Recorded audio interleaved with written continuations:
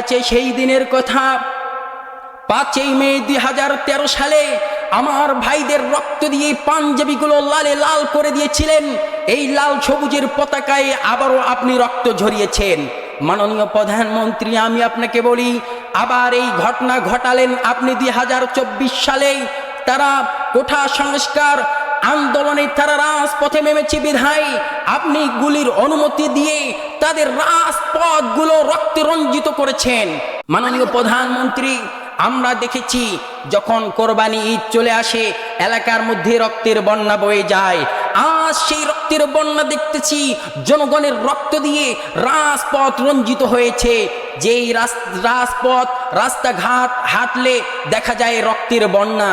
আমি বলতে চাই, কত রক্ত পেলে আপনি খুশি হবেন, কত রক্তের প্রয়োজন আপনার।